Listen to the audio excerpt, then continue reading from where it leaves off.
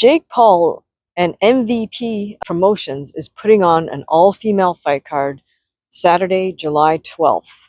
Now, I have mixed feelings about this because I don't consider Jake Paul a legit pro fighter for a number of reasons.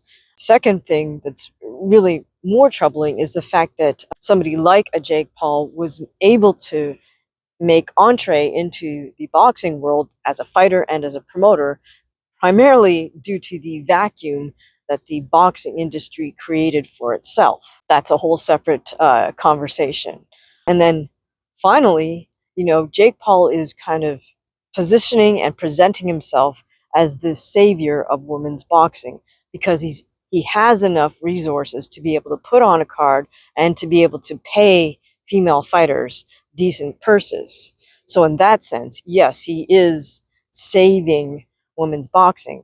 But here's the real deal behind all of that. Just as there was a vacuum created by the boxing industry in general that would allow an influencer to position themselves and market themselves as not only a fighter but also a promoter, so too the boxing industry created an even bigger vacuum in the area of women's boxing, simply because zero boxing promoters other than Jake Paul have taken any interest in building the sport. Now, Golden Boy, Top Rank, they've signed their, what I will call, token female fighters. And that's no disrespect to the female fighters that were signed by Bob Arum or by Oscar de la Hoya.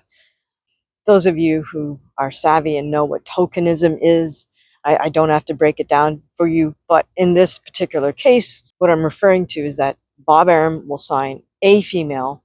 He has no intention of building women's boxing in general. It's just sort of a concession on his part to say, oh yeah, it's now the politically correct thing to do. The three-letter sanctioning bodies are recognizing women's boxing, so I can sign one female and feed her tons of B-side opponents and build her up to this world champion, and I've done my obligation. Same thing on the side of Oscar de la Hoya. Although to his credit, I think Oscar signed a few more females than Bob Arum. Notice, of course, that Al Heyman and the PBC have signed exactly 0 female fighters as far as I know. Floyd Mayweather has even thrown his hat in the game a little bit by signing a few sort of entry-level female fighters.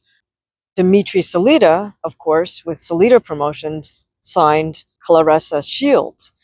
But other than what I just mentioned, there's really nobody who says, I'm not just going to sign one female and try to promote her. I'm going to sign, or I'm going to create an opportunity for a group of women, so that's the only way to build the sport. By comparison, look at Dana White and the UFC.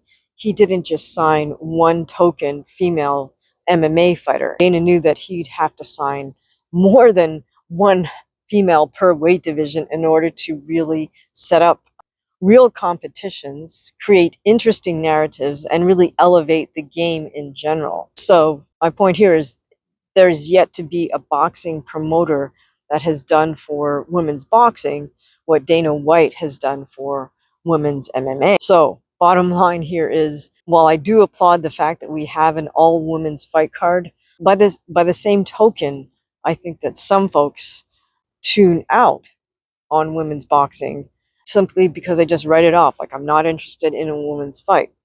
So unfortunately, it's almost as if one of these fights was the, say, lone female fight on an all-male boxing card.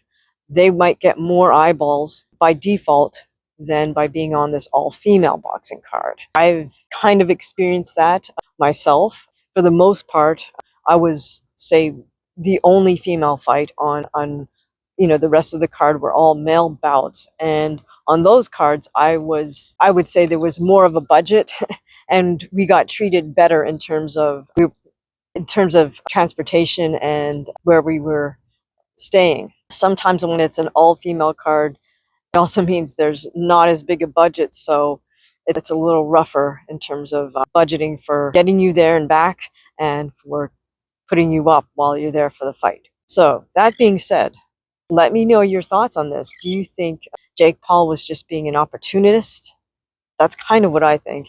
and said, well, look, there's such a low barrier to entry here. Nobody's paying attention to women's boxing. I can come off as a savior and make a few dollars and gain some notoriety here by being the so-called savior of women's boxing. But what do you guys think about Jake Paul's involvement with women's boxing? Let me know in the comments.